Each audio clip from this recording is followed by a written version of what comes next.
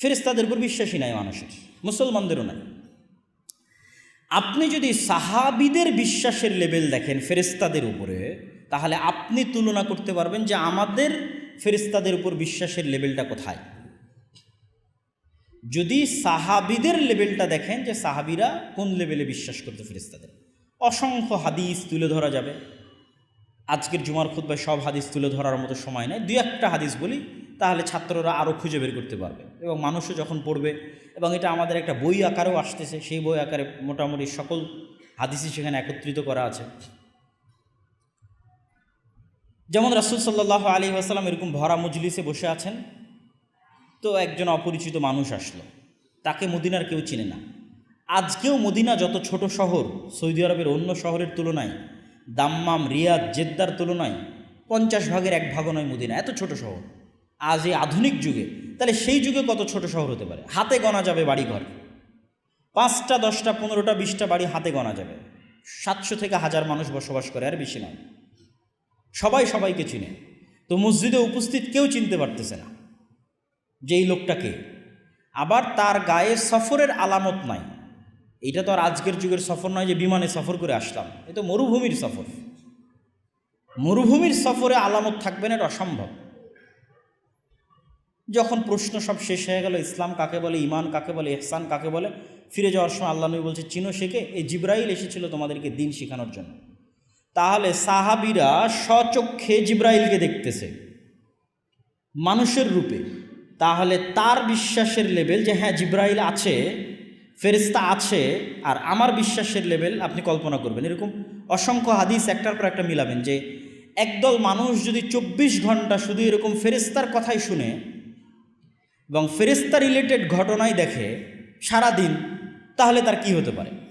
রাসূল সাল্লাল্লাহু আলাইহি ওয়াসাল্লাম বলতেছে যে আমাকে জিব্রাইল এত বেশি পরিমাণে মেসওয়াক করতে বলে, কেননা ফেরেশতাদের গন্ধে কষ্ট হয়, মানুষের মুখের গন্ধে। তোমরা পেঁয়াজ রসুন খেয়ে মসজিদে আসিও না, কেননা তারা কষ্ট পায়। ওই বাড়িতে ফেরেশতা প্রবেশ করে না যে বাড়িতে ছবি মূর্তি থাকে। রাসূল সাল্লাল্লাহু আলাইহি ওয়াসাল্লামের বাড়িতেও একদিন ফেরেশতা প্রবেশ করেনি। এরকম ঘটনাগুলো যখন সামনে রাখবেন, এবং আরও চাক্ষুষ ঘটনা যদি বলি, বদরের যুদ্ধে সরাসরি সাহাবীরা ফেরেশতাদের যুদ্ধ করতে দেখেছে, এই মর্মে অসংখ্য রেওয়ায়াত আছে। খন্দকের যুদ্ধে রাসূলুল্লাহ সাল্লাল্লাহু আলাইহি ওয়াসাল্লাম যুদ্ধ শেষ করে এসে তরবারি রাখতে যাচ্ছেন, জিব্রাইল এসে বলছেন, আপনি তরবারি রেখে দিয়েছেন, আমরা তো রাখিনি। তো বলে কেন? তো বলে ইহুদিদের 3টে গোত্র বিশ্বাসঘাতকতা করেছে, বানু নাজির, বানু কায়নুকা, এরা বিশ্বাসঘাতকতা করেছে, এদের বিরুদ্ধে তথা এদেরকে মদিনায় থাকতে দেওয়া যাবে না। তো আনাস রাদিয়াল্লাহু তাআলা আনহু বলতেছে যে রাসূল সাল্লাল্লাহু আলাইহি ওয়াসাল্লাম আমাদেরকে এই 3টে ইহুদি গোত্রের বিরুদ্ধে অ্যাকশন নেওয়ার জন্য যখন আমরা রওনা দিলাম, তখন এই সমস্ত গোত্রের অলিগলিতে উড়ন্ত ধুলা আমরা অবলোকন করছি, যে উড়ন্ত ধুলা জিব্রাইলের সেনাবাহিনীর ঘোড়ার পদাঘাতে তৈরি হয়েছে। সহিহ হাদিস যে আমরা এখন বানু নাজির, বানু কায়নুকা, বানু কোরাইজা এই গোত্রগুলোর দিকে এগিয়ে যাচ্ছি, তো আমাদের আগেই জিব্রাইলের বাহিনী সেখানে পৌঁছে গেছে। তো জিব্রাইলের বাহিনী সেখানে পৌঁছে যাওয়ায় জিব্রাইলের বাহিনীর ঘোড়ার যে যাওয়া, এই যাওয়াতে যে ধুলা তৈরি হয়েছে, সেই ধুলা আমরা দেখতে পাচ্ছি। সাদ বিন মুআজ রাদিয়াল্লাহু তাআলা আনহুর জানাজা অনেক ভারী হয়ে আসতেছে, মানুষের উঠাতে কষ্ট হচ্ছে। রাসূল সাল্লাল্লাহু আলাইহি ওয়াসাল্লাম বলতেছেন যে সাদ বিন মুআজের লাশের সাথে এত বেশি পরিমাণে ফেরেশতা আছে যে এই লাশ উঠাতে ওজনে ভারী মনে হচ্ছে। সাদ বিন মুআজের জানাজায় 70,000-এরও বেশি ফেরেশতা অংশগ্রহণ করেছে। জাবির রাদিয়াল্লাহু তাআলা আনহু তার পিতার মৃত্যুতে যখন ক্রন্দন করতেছেন, তখন রাসূল সাল্লাল্লাহু আলাইহি ওয়াসাল্লাম তাকে বলতেছে, তুমি কেন কাঁদতেছো? তোমার পিতার লাশ ফেরেশতারা ঢেকে রেখেছে, ছায়া দিয়ে রেখেছে। হানজালা রাদিয়াল্লাহু তাআলা আনহুকে যখন গোসল দেওয়ানোর কথা আসতেছে, ফরজ গোসল, রাসূল সাল্লাল্লাহু আলাইহি ওয়াসাল্লাম বলতেছেন তাকে ফেরেশতারা ইতিমধ্যেই গোসল দিয়ে ফেলেছে, তাকে গোসল দেওয়ানোর প্রয়োজন নাই। তাহলে আপনি কল্পনা করেন যে এই রকম শত শত হাদিস জমা করা যাবে যেখানে প্রতিনিয়ত সাহাবীরা ফেরেশতাদের অস্তিত্ব অবলোকন করতেছে, অথবা আল্লাহর নবীর মুখে ফেরেশতার কথা শুনতেছে।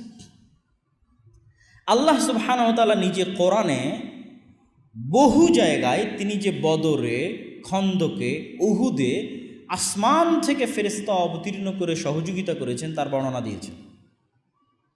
একজন সাহাবী বদরের মাঠে যুদ্ধ করতেছে, সে একটা গায়েবী আওয়াজ পেল যে আকদিমে হাইজুম, তুমি এগিয়ে যাও হে হাইজুম। সে বলল, আমি এগিয়ে যাচ্ছি এক মুশরিকের দিকে তাকে আঘাত করার জন্য, কিন্তু আমার আঘাতের আগেই মুশরিক পড়ে গেছে এবং আমি দেখছি সে আহত অবস্থায় ছটফট করতেছে এবং তার আঘাত, তার শরীরে আঘাতের রক্ত বের হচ্ছে, অথচ আমি তাকে আঘাতই করিনি, আমি তাকে তরবারি দিয়ে আক্রমণই করিনি। রাসূল সাল্লাল্লাহু আলাইহি ওয়াসাল্লামকে এসে বললাম, রাসূল সাল্লাল্লাহু আলাইহি ওয়াসাল্লাম বললেন এটা তৃতীয় আসমান থেকে আসা ফেরেশতার সহযোগিতা ছিল। এগুলো সব সহিহ হাদিস, এরকম অসংখ্য হাদিস এবং আয়াত পেশ করা যাবে। তাহলে সাহাবীদের এই বিশ্বাস যে ফেরেশতা আছে, এটা গায়েবের বিশ্বাস, গায়েবের উপর ইয়াকিন, ওই বিশ্বাসের লেভেল আর আমাদের বিশ্বাসের লেভেলের মধ্যে তুলনা করেন। তাহলে এবার যখন খালিদ বিন ওয়ালিদ যুদ্ধের মাঠে যাবে, তখন খালিদ বিন ওয়ালিদের ভরসা দুনিয়াবি আসবাবের উপর কতটা হবে আর আল্লাহর সাহায্য এবং শক্তির উপর কতটা হবে, ওইটাই ছিল মুসলমানদের বিজয়ের মূল মন্ত্র।